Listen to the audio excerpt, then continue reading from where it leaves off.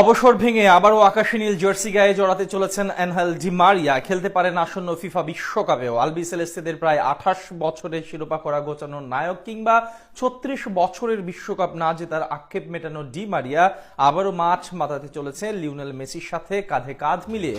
Argentine ফুটবলের অন্যতম মহানায়ক এল ফিদিও খ্যাত অ্যাঞ্জেল ডি মারিয়া 2024 সালে আন্তর্জাতিক ফুটবলকে বিদায় জানালেও তাকে নিয়ে আলোচনা যেন থামছেই না।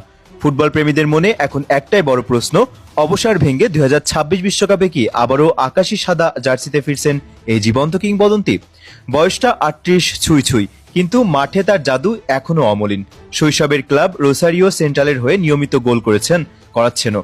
সবশেষ সোমবার বারাকা সেন্ট্রালের বিপক্ষে 2-0 গোলের জয়েও জালের দেখা পেয়েছেন ডি মারিয়া। আগের 2 ম্যাচে সতীর্থদের দিয়ে করিয়েছেন গোল। ক্লাবের ইতিহাসে 38 বছর বয়সের পর গোল করা মাত্র 4 জন ফুটবলের একজন তিনি। মাঠের এই পারফরমেন্সই প্রমাণ করে বয়স তার কাছে শুধুই একটি সংখ্যা।